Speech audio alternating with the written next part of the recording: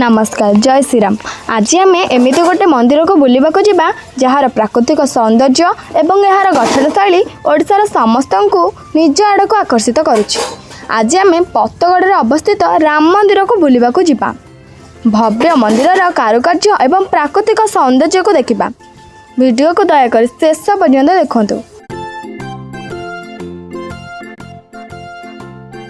Nayagarh जिलार Bhapur block अंतर्गत पत्तगढ़ गोवर्धन पहाड़ उपर अवस्थित। यह नयागढ़ जिला 30 किलोमीटर दूर अवस्थित एवं भापुर 4 किलोमीटर दूर अवस्थित।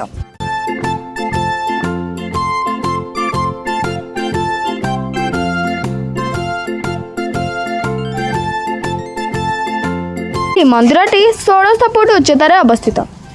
एठाकू आपण बाइक कार ऑटो रे मध्य आसीपारे। पहाड़र पाददेशर मंदिर दूरता 1 किलोमीटर।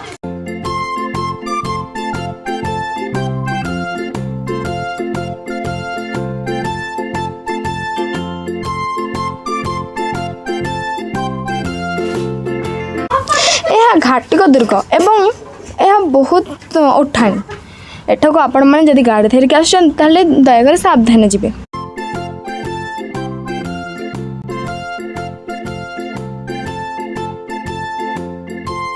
एबे आमे जानिबा मंदिरटी एठारे किपर निर्माण होला एवं यार कारुकार्य देखिबा। देखंतु एबे मैं आसी गलु। देखंतु एठी आमे पार्किंग कलु। एबे गाड़ी करिवु जदि बाइक गाड़ी पार्किंग करबो 10 टंका आ जदि ऑटो कार हरिका 40 टंका। एबे मैं 40 पार्किंग करी चली आसिलु।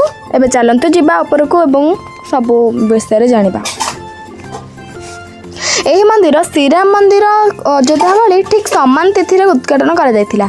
एही पहाड़ उपर जो दिग को चाहिए प्रकृतिर सौंदर्य आपण को मनमुग्ध करदेव।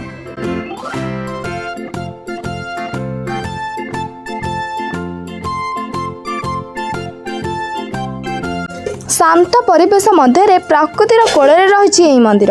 आसबे मंदिर कारुकार्य देखिबा।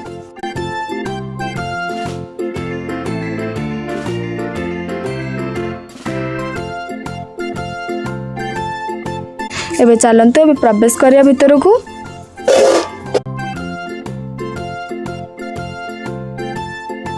एही मंदिर 2024 जनवरी 22 तारिख रे यह प्रतिष्ठा होइतिला।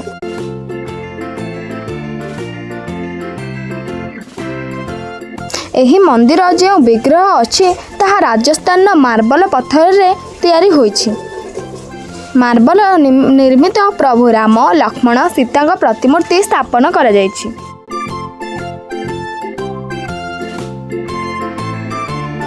केते सुंदर सुंदर मूर्ति एठी होइछि।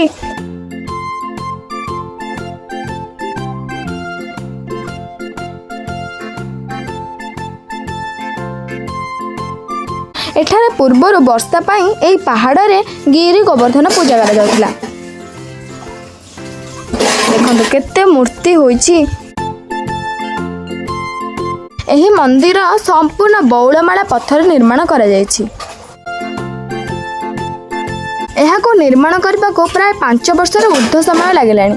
एबे मध्य काम चली। यही पत्थर भारतर विभिन्न जगार एठाकू आना जाइछि। आपण को यही मंदिर भारतर पुरी कोणार्क तारातारिणी मंदिर टिके झलक देखा जिवो। आज को प्राय 5 वर्ष तले जड़े लोक प्रभु को स्वप्न आदेश होइथिला। तांको नाम चक्रधर प्रधान।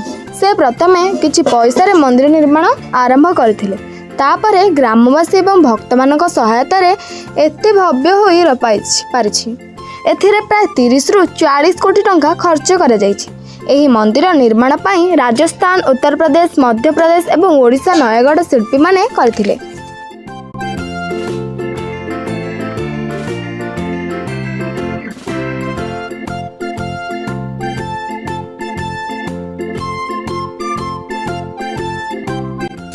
यह व्यतीत मंदिर चारिपाखरे रही 4टी छोट छोट मंदिर।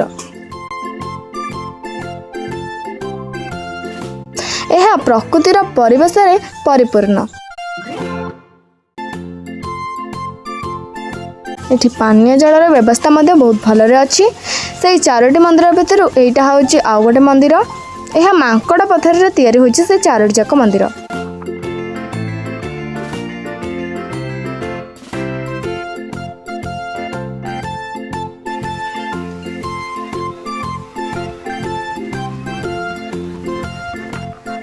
एठारे प्राय 450 देवादेवी प्रतिमूर्ति अच्छी।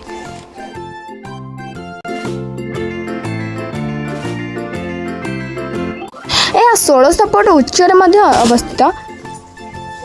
एठाकू प्राय ओडिशार प्रत्येक जगार भक्त माने आसुछन्ति। आपण माने मध्य आसन्ति देखिबे यार सौंदर्यपूर्ण बेस को।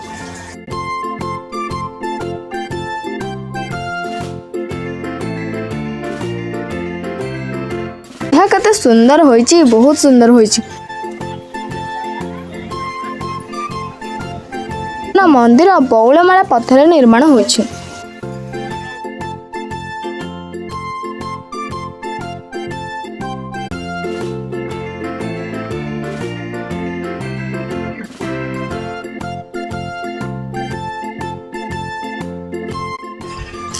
मंदिर चारि पाखरे चारोटी भव्य द्वार मध्य अछि।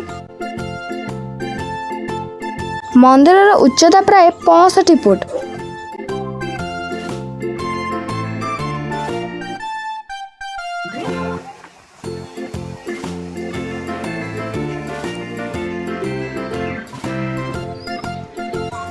यार पाचेरी मध्य मांकड़ा पत्थर तैयारी होइछि।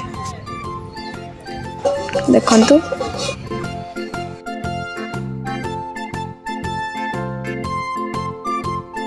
यार चतुर्पार्श्वरे थिबा चारोटी मंदिर रे प्रभु श्री गणेश, हनुमान, शिव और सूर्य देवता को पूजा करा जाउछि। एथिरे विभिन्न प्रकार पशु पक्षी चित्र मध्य होइछि। तळु कहली डोरी एपटे देखंतु केते सारा ऑफिस रूम हंगा तैयारी होइछि। एबे तैयारी चलीछि। एठे देखंतु भोजी मध्य होइछि, किंतु 120 टंका देकी भोजी खाइବାକୁ पड़िबो। श्रीराम मंदिर रो भोजी। एठी देखो बाहर को आसिलु, बाहर एते बहुत सारा खाइबा जिनस बिका होची, बहुत जिनस बिका होची। एठी देखो बाहर भीतर दृश्य केते मनोरंजन देखा जाउची। गोटे पहाड़ ऊपर थुआ होची, बहुत सुंदर देखा होची।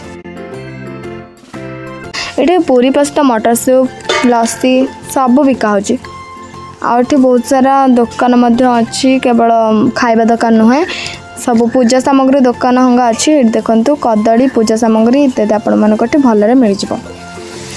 एठाकर स्थानीय बासिंदाଙ୍କ इच्छा शक्ति एवं श्रीराम क्रीड़ा परिषद मानक सहयोग रे प्रत्येकड़ 1600 फुट उच्चरे मंदिर निर्माण संभव हैला। एठाको प्राय ओडिशार प्रत्येक जगार भक्त माने आसछन्ति। आपण माने मध्य आसंतु। आम भिडियोटी जदि भल लागिछि लाइक करबे एवं कमेंट रे जय श्रीराम निश्चय लिखिबे। आमे बे जाउछु घर को। रहिली, नमस्कार।